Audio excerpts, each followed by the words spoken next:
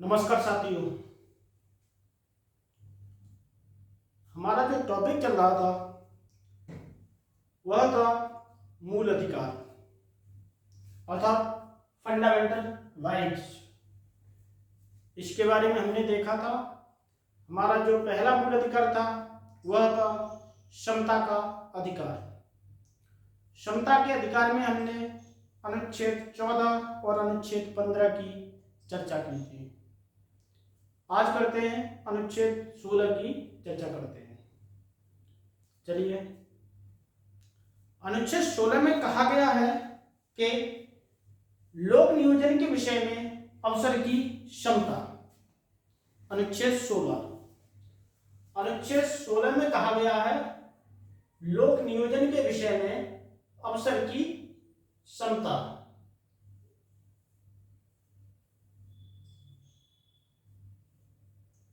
अनुच्छेद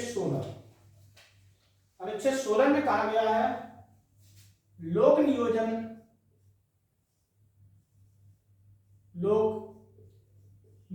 के विषय में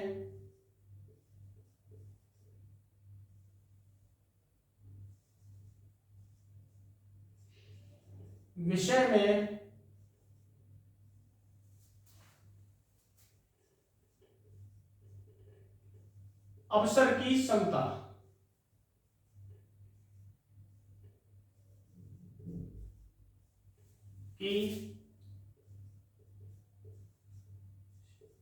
क्षमता। लोक नियोजन के विषय में अवसर की क्षमता। इसमें देखते हैं सबसे पहले अनुच्छेद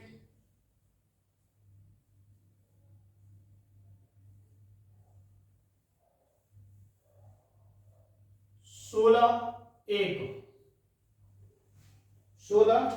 के बारे में देखते हैं कि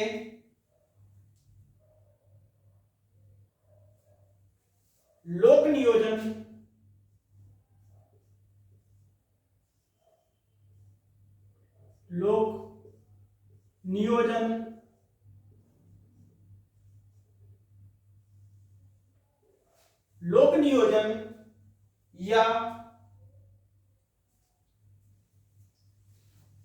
या सरकारी नौकरियों में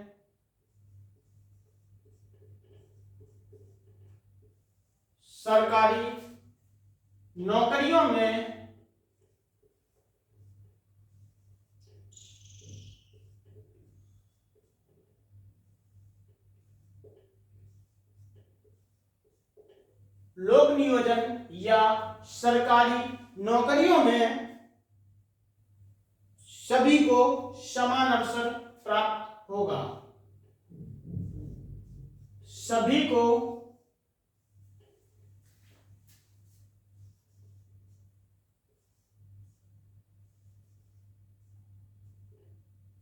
समान अवसर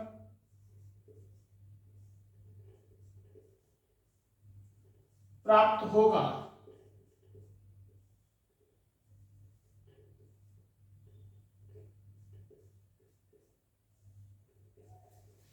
अनुच्छेद 16(1) में कहा गया है कि लोक नियोजन एवं सरकारी नौकरियों में सभी को समान अवसर प्राप्त होगा।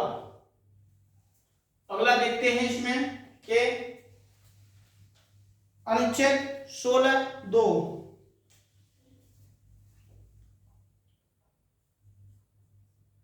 अनुच्छेद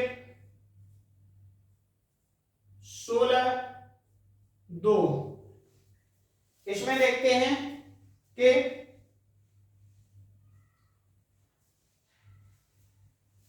राज्य किसी भी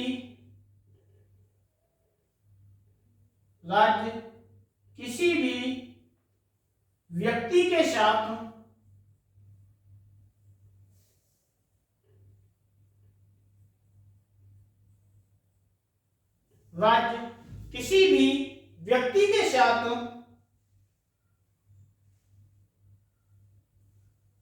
धर्म जाति, धर्म, जाति, कॉमा लिंग,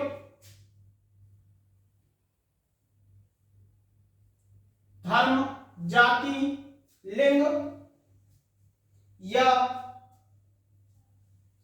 जन्म स्थान,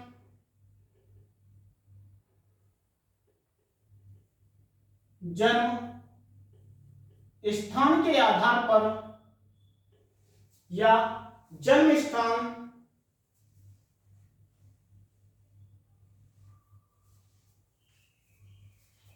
के आधार पर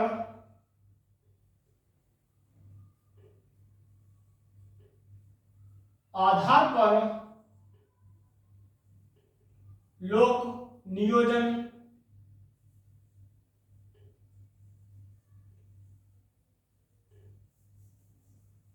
जन्म स्थान के आधार पर लोक नियोजन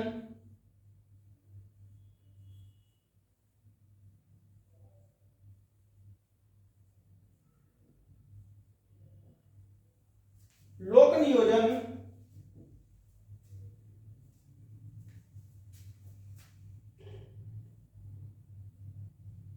लोक नियोजन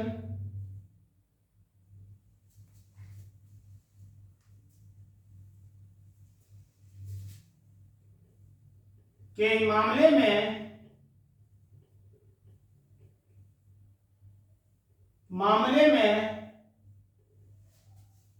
कोई भेदभाव नहीं होगा।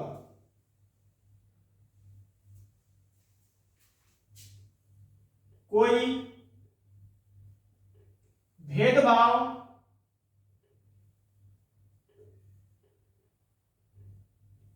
नहीं करेगा। अनुच्छेद 16(2) में कहा गया है कि राज्य किसी भी व्यक्ति के साथ धर्म, जाति, लिंग या जन्म स्थान के आधार पर लोक नियोजन के मामले में अर्थात सरकारी सेवाओं में कोई भेदभाव नहीं होगा, अर्थात कोई भेदभाव नहीं करेगा।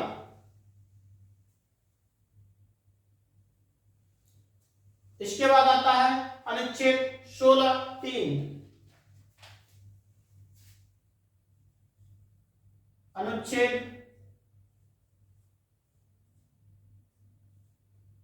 16(3) अनुच्छेद 16(3) में कहा गया है कि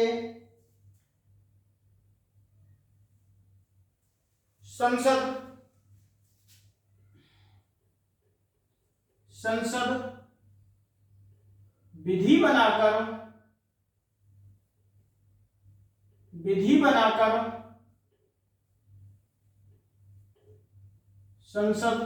विधि बनाकर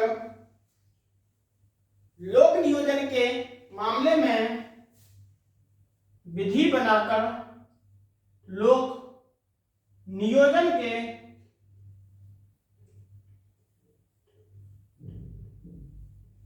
संसद विधि बनाकर लोक नियोजन के मामले में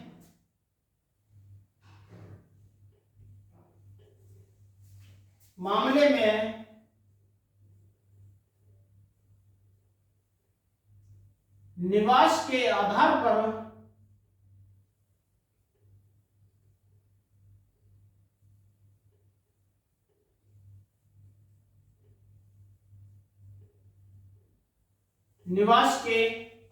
पर प्राथमिकता दे सकती है।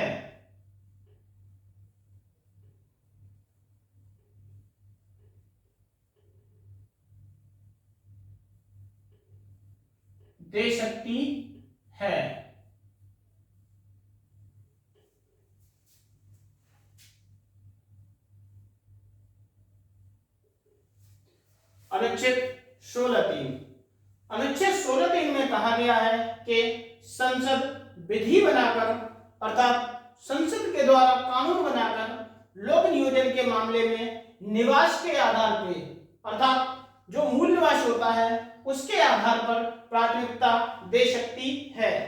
जैसे किसी पर्टिकुलर राज्य के लिए कोई राज्य उसमें निवास के आधार पर प्राथमिकता दे सकता है, अर्थात अपने नागरिकों को, अपने राज्य के नागरिकों को फर्स्ट प्रायोरिटी दे सकता है। ऐसा संसद विधि बनाकर कर सकती है। इसके बाद देखते हैं अगला,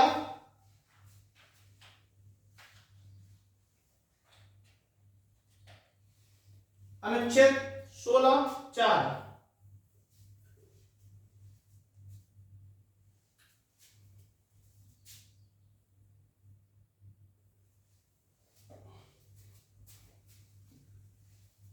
अनुच्छेद 16(4) के बारे में देखेंगे।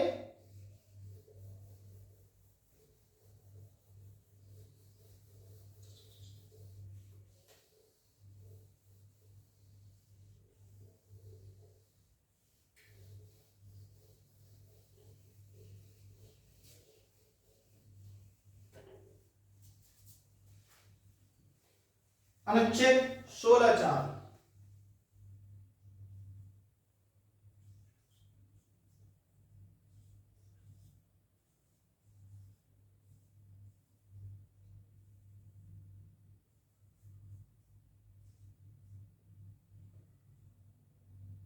अनुच्छेद 16(4) इसमें देखते हैं कि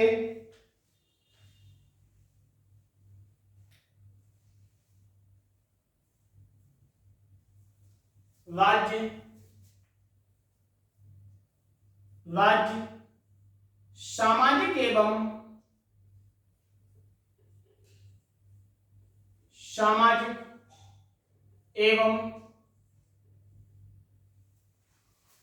शैक्षणिक दृष्टि से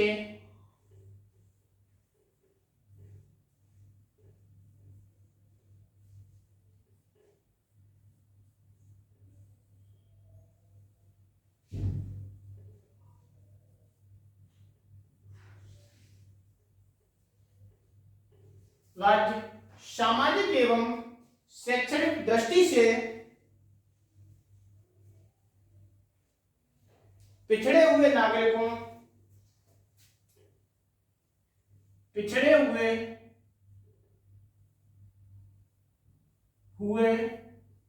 नागरिकों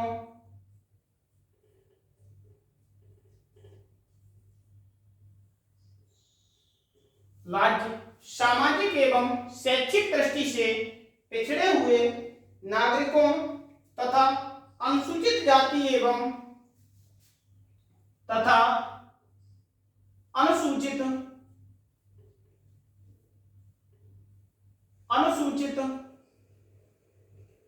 जाति एवं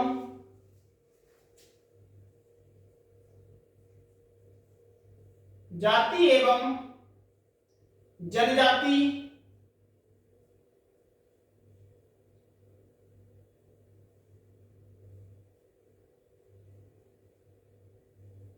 अनुसूचित जाति एवं जनजाति के ऐसे लोग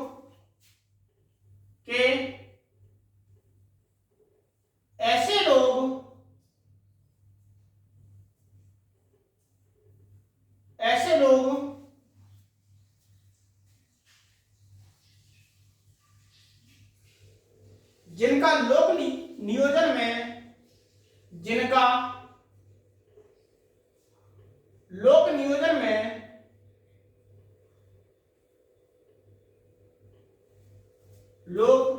नियोजन में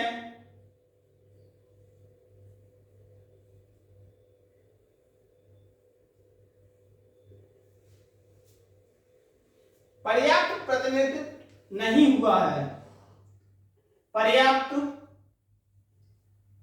प्रतिनिधित्व नहीं हुआ है।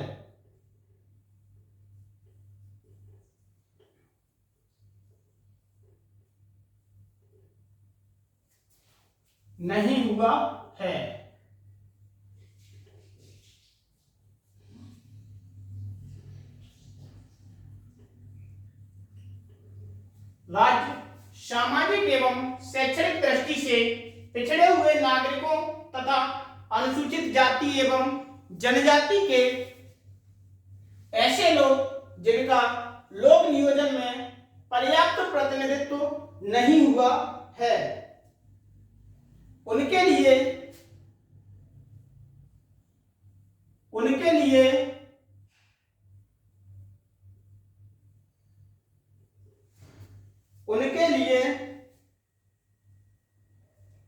लोक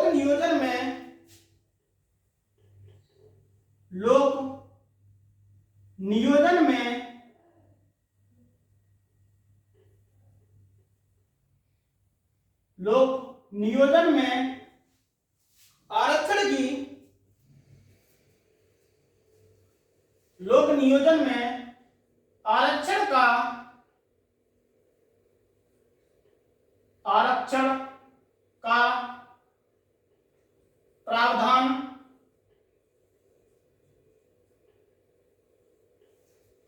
का प्रावधान किया जा सकेगा।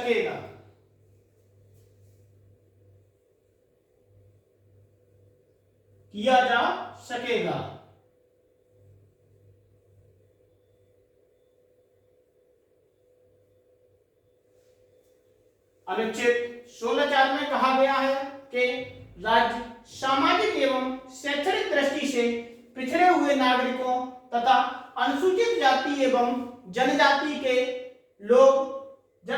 के ऐसे लोग जिनका लोक नियोजन में पर्याप्त प्रतिनिधित्व नहीं हुआ है, उनके लिए लोक नियोजन में आरक्षण का प्रावधान किया जा सकेगा। लोक नियोजन से तात्पर्य है कि सरकारी विभाग।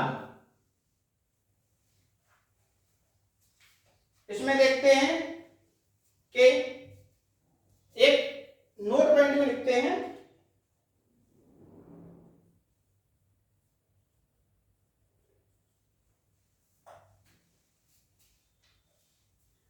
अनुच्छेद 40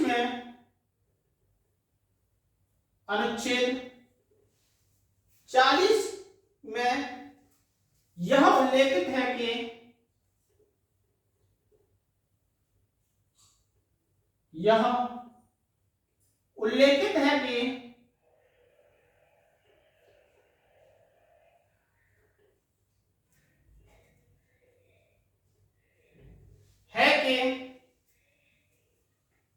संविधान के लागू होने के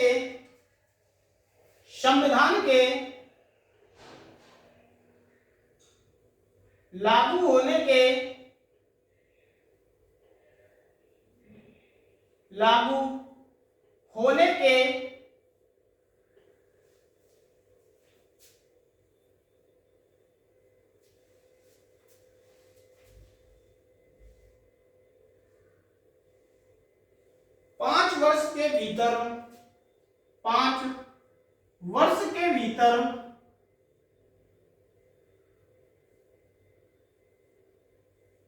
संविधान के लागू होने के 5 वर्ष के भीतर राष्ट्रपति सामाजिक एवं शैक्षणिक दृष्टि से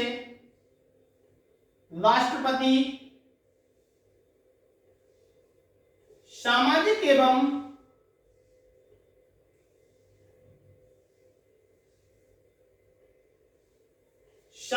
एवं शैक्षणिक दृष्टि से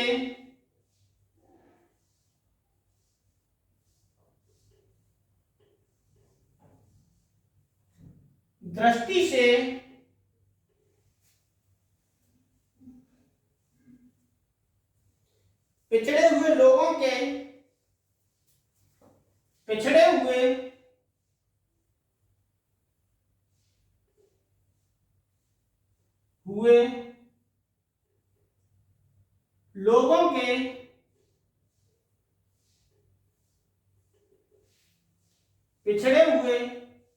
लोगों के अध्ययन के लिए एक आयोग का गठन करना होगा। अध्ययन के लिए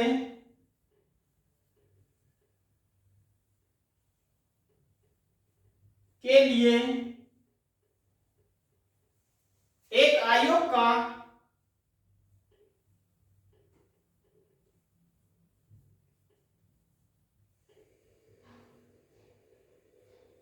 का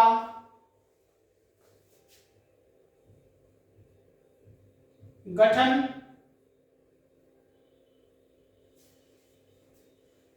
करना होगा।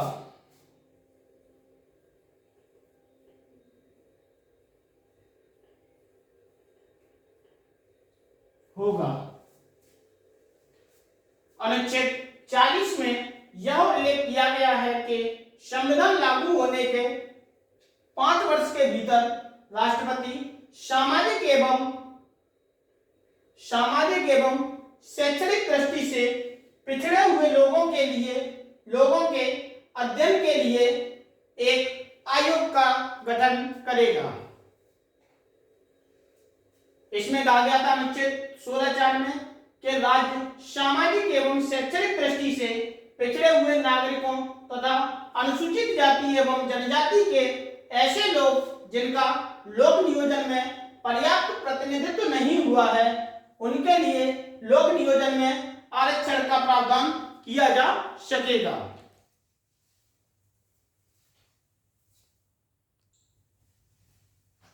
इसके बाद आगे देखते हैं कि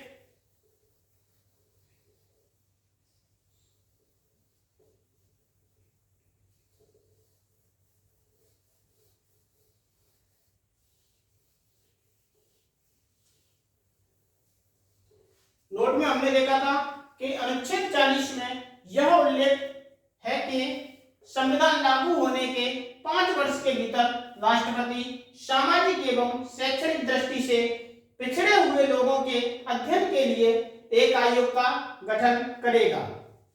इसके बाद देखते हैं आगे कि अगला नोट है, ये पहला पॉइंट था, इसी में दूसरा पॉइंट देखते हैं।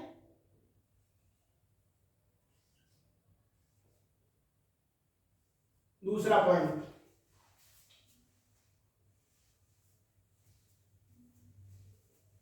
अनुच्छेद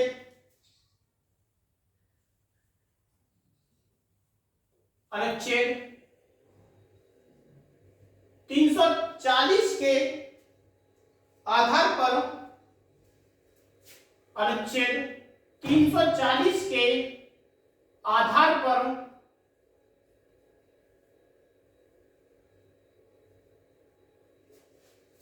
नीचे यहां भी अनुच्छेद 340 है, ये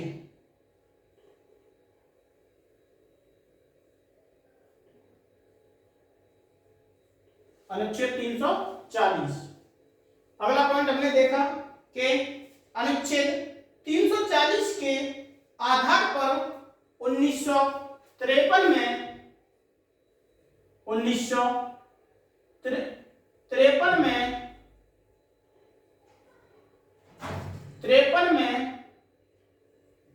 सामाजिक एवं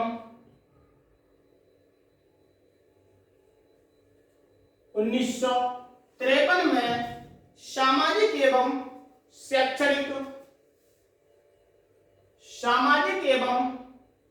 शैक्षणिक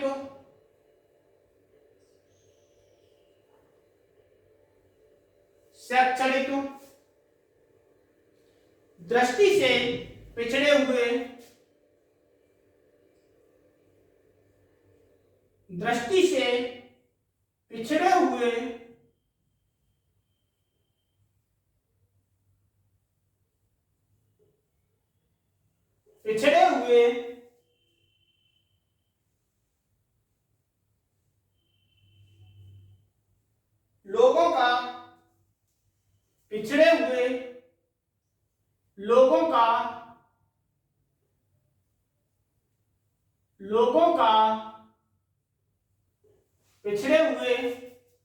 लोगों का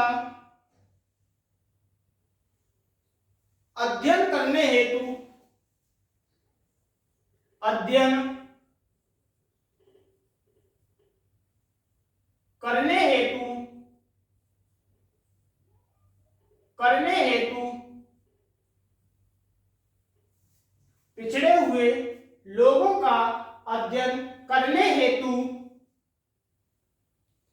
काका कालेकर की काका कालेकर की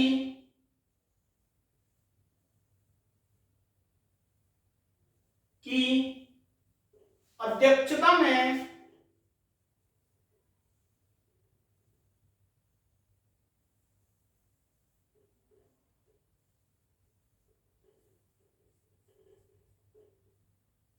काका कालेकर की अध्यक्षता में आयोग का गठन किया गया। आयोग का गठन किया गया। किया गया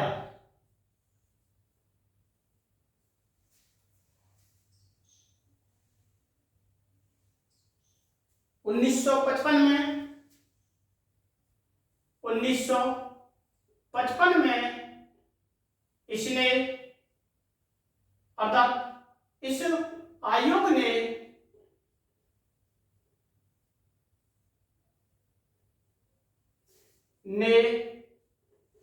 अपना प्रतिवेदन दिया।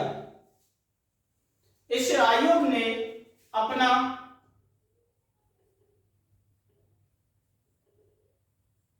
प्रतिवेदन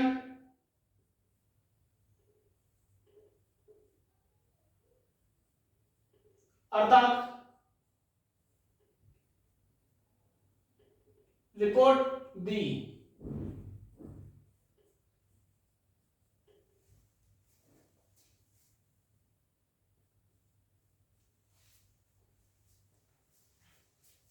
अनुच्छेद 340 के आधार पर 1953 में सामाजिक एवं शैक्षणिक दृष्टि से पिछड़े हुए लोगों का अध्ययन करने हेतु काका कालेकर की अध्यक्षता में आयोग गठन किया गया और इस आयोग ने 1955 में अपना प्रतिवेदन अर्थात अपनी रिपोर्ट दी।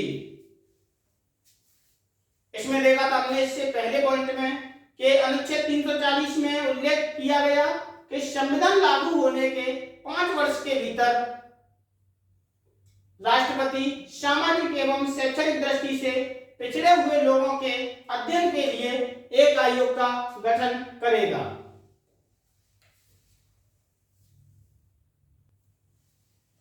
इसके बाद देखते हैं आगे इसमें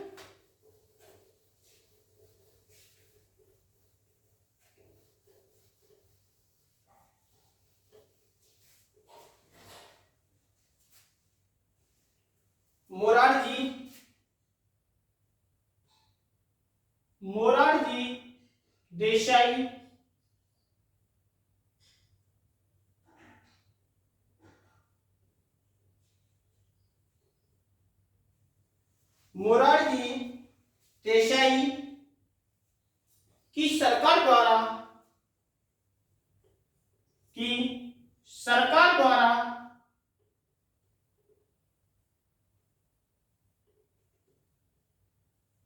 1978 में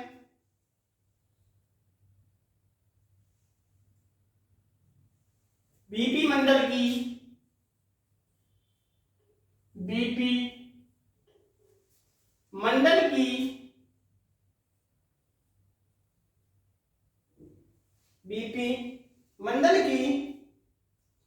अध्यक्षता में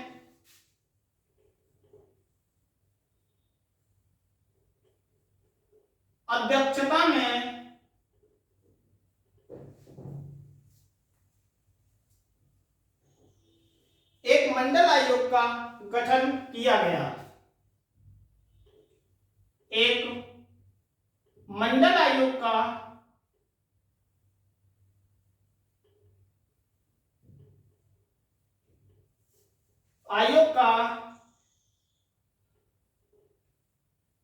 गठन किया गया।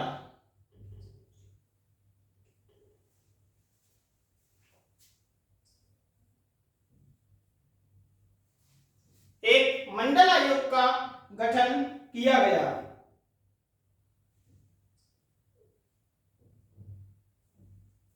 और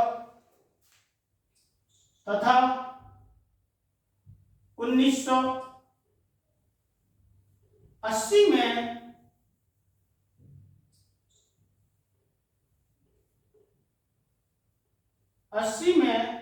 इसने अपना प्रतिवेदन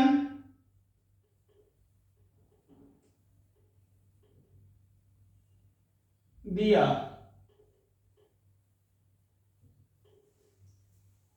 मोरारजी देसाई की सरकार द्वारा 1978 में बीपी मंडल की अध्यक्षता में एक मंडल आयोग का गठन किया गया और इस मंडल आयोग ने 1980 में अपना प्रतिवेदन दिया, अर्थात अपनी रिपोर्ट दी।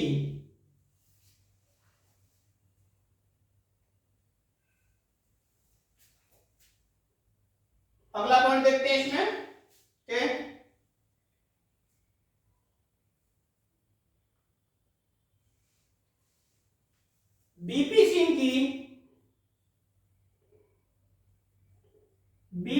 कि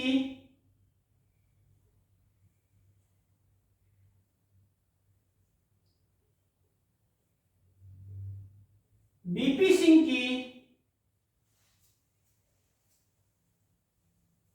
सरकार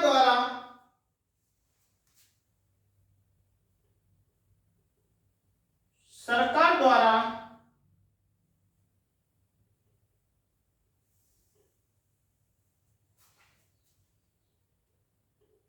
मंडल आयोग बीपी सिंह की सरकार द्वारा मंडल आयोग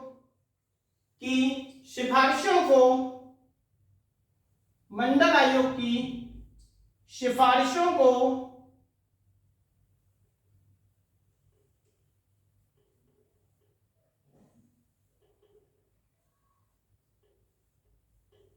सिफारिशों को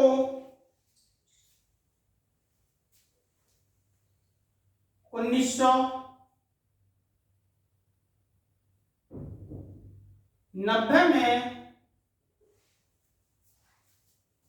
लागू करते हुए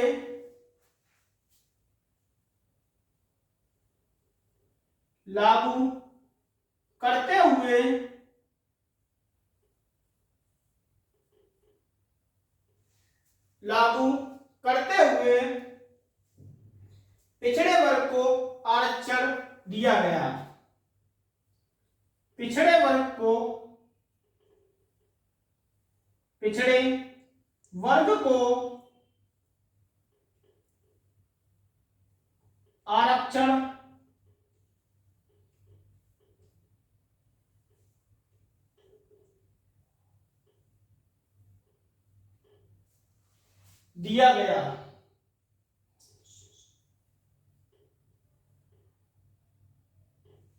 दिया गया।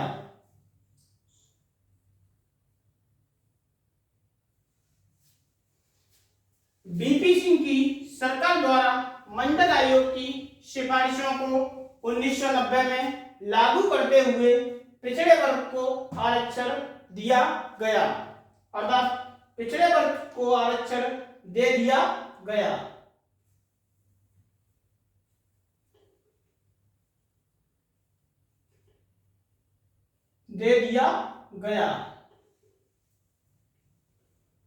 तो इसमें हमने देखा इससे पहले के मोरारजी देसाई की सरकार द्वारा 1978 में बीपी मंडल की अध्यक्षता में एक मंडल आयोग का गठन किया गया तथा 1980 में इस आयोग ने अपना प्रतिवेदन दिया और बीपी सिंह की सरकार द्वारा मंडल आयोग की सिफारिशों को 1990 में लागू करते हुए पिछड़े वर्ग को आरक्षण दे दिया गया।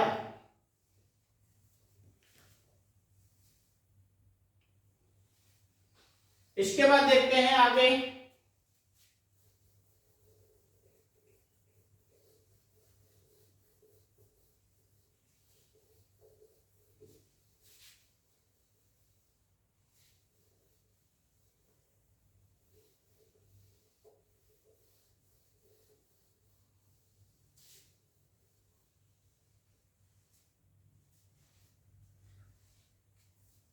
इंदिरा साहनी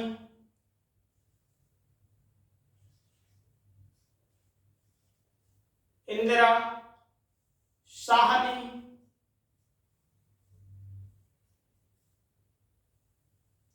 इंदिरा साहनी बनाम भारत संघ।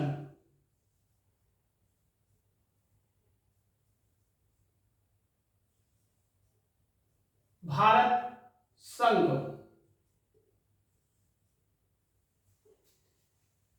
इंदिरा साहनी बनाम भारत संघ।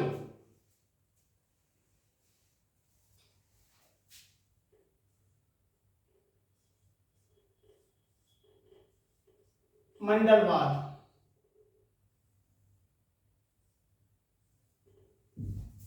इंदिरा साहनी बनाम भारत संघ जो वाद है उसे देखते हैं कि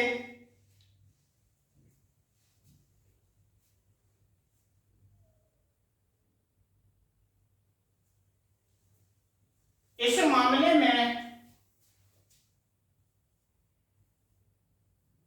इस मामले में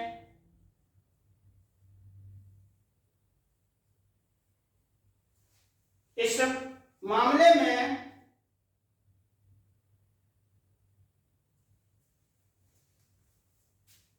इस आरक्षण को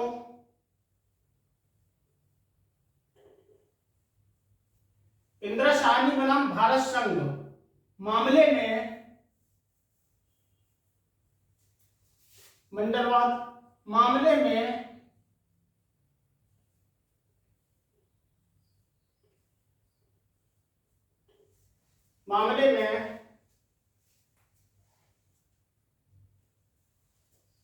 इस आरक्षण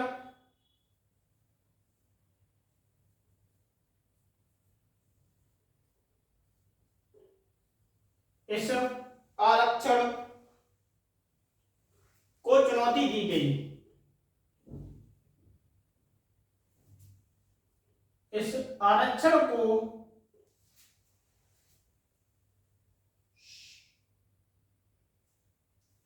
चुनौती दी गई।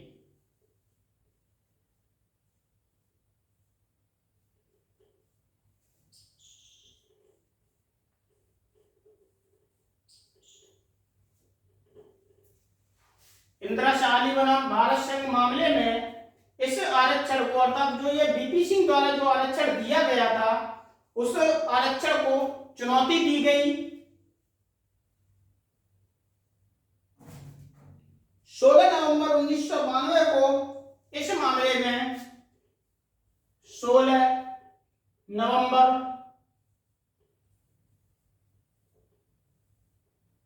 1992 को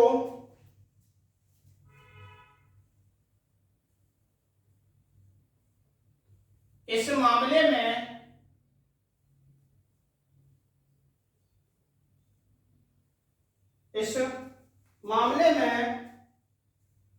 निर्णय दिया गया।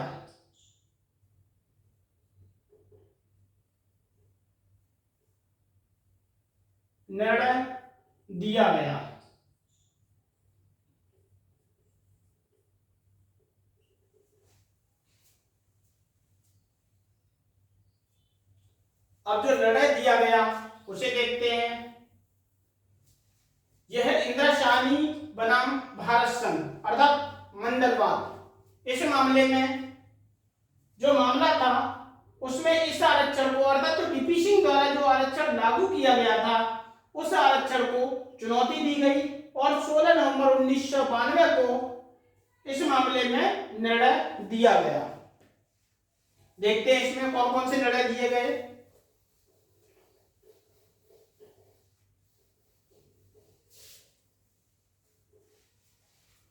निर्णय दिए गए उन्हें देखते हैं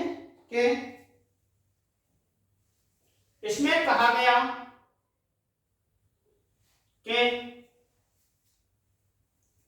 ओबीसी का आरक्षण, ओबीसी का आरक्षण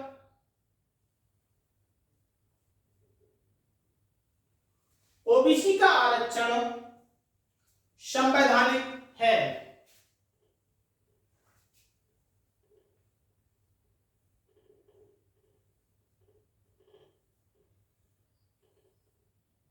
संवैधानिक है।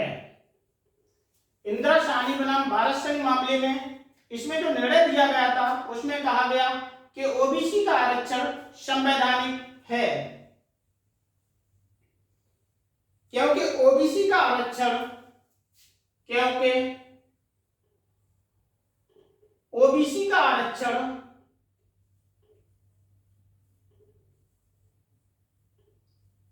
आरक्षण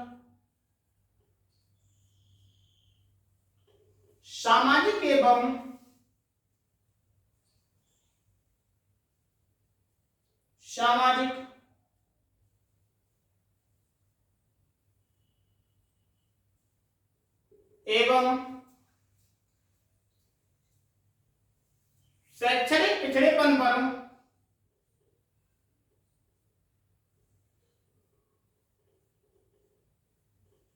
शैक्षणिक पिछड़ेपन पर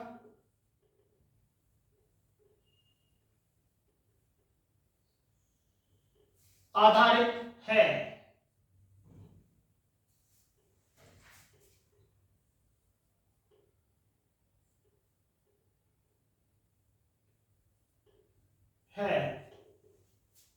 इसमें जो निर्णय दिया गया उसमें दिया गया कि ओबीसी का आरक्षण संवैधानिक है, अर्थात संवैधानिक रूप से सही है, क्योंकि ओबीसी का आरक्षण जो दिया गया है वह सामाजिक एवं शैक्षणिक पिछड़ेपन पर आधारित है।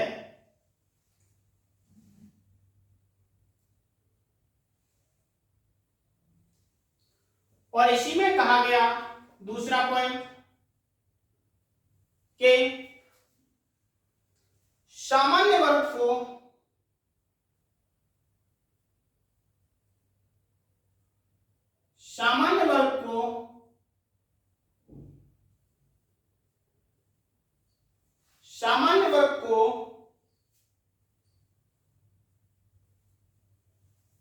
आर्थिक आधार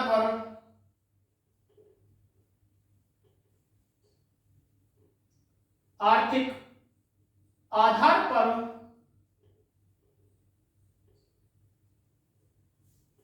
सामान्य वर्ग को आर्थिक आधार पर आरक्षण देना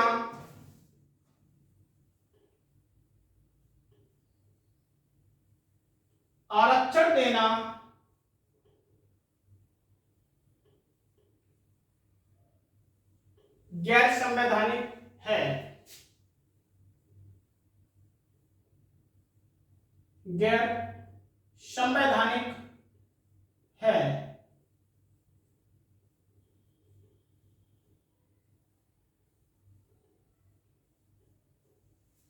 संविधान में जो आरक्षण का वर्णन किया गया है उसमें आरक्षण को सामाजिक और शैक्षिक दृष्टि से आरक्षण दिया जा सकता है, लेकिन आर्थिक आधार पर आरक्षण देना यह संविधान में वर्णित नहीं है। तो यह जो सामान्य वर्ग को आर्थिक आधार पर आरक्षण देना गैर संवैधानिक है, अर्थात ईडब्ल्यूएस के आधार पर जो सामान्य वर्ग को 10% आरक्षण दिया गया है वह गैर संवैधानिक है। और जो ओबीसी को आरक्षण दिया गया है, ओबीसी को जो आरक्षण दिया गया है वह सामाजिक और शैक्षणिक पिछड़ेपन के आधार पर दिया गया है, अर्थात उनकी सामाजिक स्थिति को सुधारने के लिए और शैक्षिक स्थिति को सुधारने के लिए के सभी के समान लाने के लिए यह आरक्षण दिया गया है। इसके बाद आगे देखते हैं कि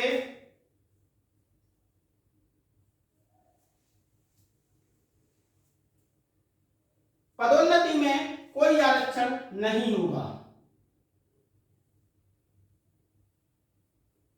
पदोन्नति में कोई कोई आरक्षण नहीं होगा।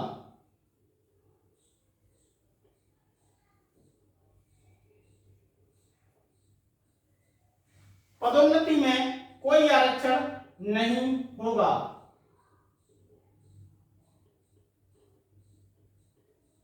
अर्थात प्रमोशन में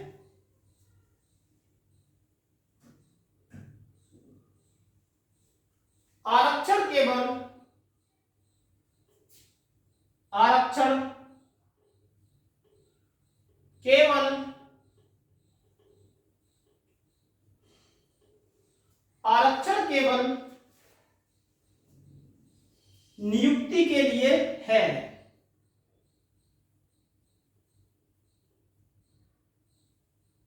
नियुक्ति के लिए है।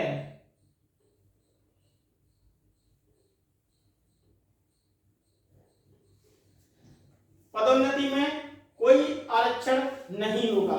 अतः प्रमोशन में किसी को कोई आरक्षण नहीं दिया जाएगा। वह केवल जो आरक्षण दिया गया है केवल नियुक्ति के लिए है।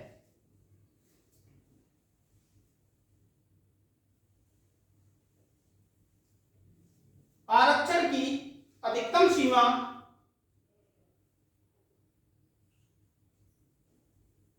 आरक्षण की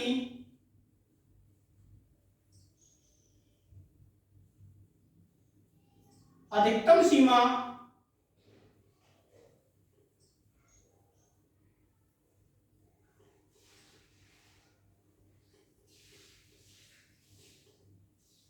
अधिकतम सीमा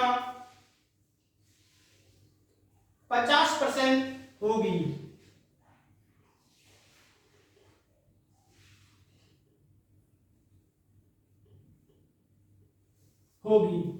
आरक्षण में अधिकतम जो सीमा होगी वह 50% होगी।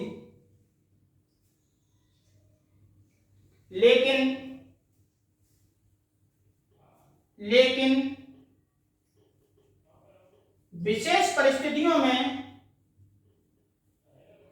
विशेष परिस्थितियों में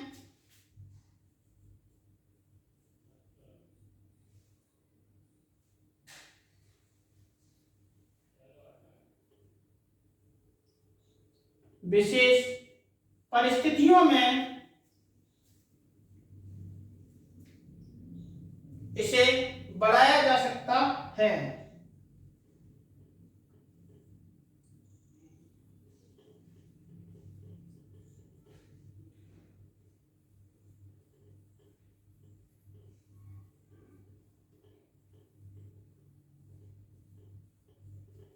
बढ़ाया जा सकता है। आरक्षण अधिकतम सीमा जो आरक्षण की अधिकतम सीमा होगी आरक्षण की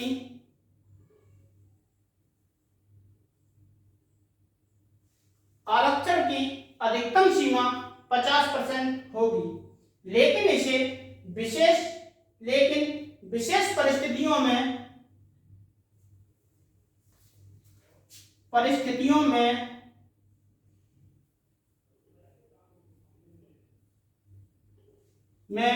इसे बढ़ाया जा सकता है। इंदिरा साहनी बनाम भारत संघ जो बात था उसमें कहा गया कि ओबीसी का आरक्षण संवैधानिक है, क्योंकि ओबीसी का जो आरक्षण दिया गया है वह सामाजिक एवं शैक्षणिक रूप के आधार पे दिया गया है। दूसरा कहा गया इसी बात में कि सामान्य वर्ग को आर्थिक आधार पे आरक्षण देना गैर संवैधानिक है। पदोन्नति में कोई आरक्षण नहीं होगा। आरक्षण केवल नियुक्ति के लिए है। आरक्षण की जो अधिकतम सीमा होगी वह 50% होगी, लेकिन विशेष परिस्थितियों में इस सीमा को बढ़ाया जा सकता है।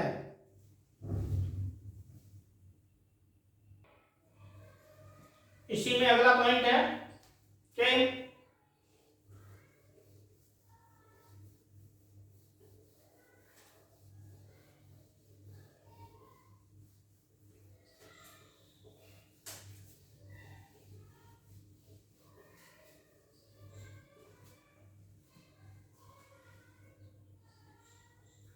क्रीमी लेयर को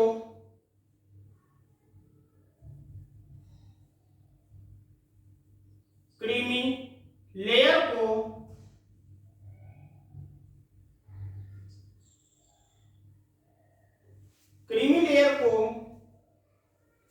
आरक्षण के दायरे से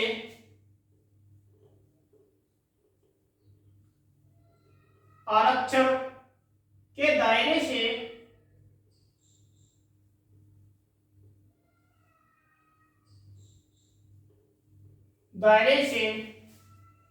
बाहर किया जाना चाहिए।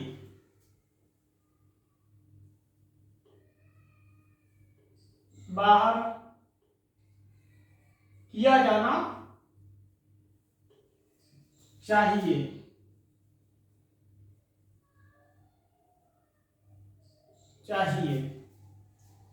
इंदिरा साहनी बनाम भारत संघ मामले में हमने देखा था कि इसमें कहा गया था कि ओबीसी का जो आरक्षण है वह संवैधानिक है, अर्थात सामाजिक एवं शैक्षणिक दृष्टि के आधार पर आरक्षण दिया जा सकता है। दूसरा कहा गया था इसमें कि जो सामान्य वर्ग को आरक्षण दिया गया है, सामान्य वर्ग को आर्थिक दृष्टि के आधार पर यदि आरक्षण दिया जाए तो वह गैर संवैधानिक है। तीसरा इसी में कहा गया था कि पदोन्नति में कोई आरक्षण नहीं होगा, अर्थात प्रमोशन में कोई आरक्षण नहीं दिया जाएगा, लेकिन नियुक्ति में आरक्षण दिया जाएगा। और 14 पॉइंट था इसमें कि आरक्षण की सीमा को 50% से अधिक नहीं होनी चाहिए, लेकिन विषम परिस्थितियों में ऐसा हो सकता है। उसके बाद अगला पॉइंट हमारा कि क्रीमी लेयर को आरक्षण के दायरे से बाहर किया जाना चाहिए। क्रीमी लेयर से तात्पर्य कि जो संवैधानिक पद हैं उन पर तैनात व्यक्ति हैं तो उन्हें आरक्षण नहीं दिया जाना चाहिए, अर्थात उनका जो आरक्षण है वह उन्हें आरक्षण के दायरे से बाहर किया जाना चाहिए। तो आज की क्लास में इतना ही, मिलते हैं पुनः कल की क्लास में। धन्यवाद।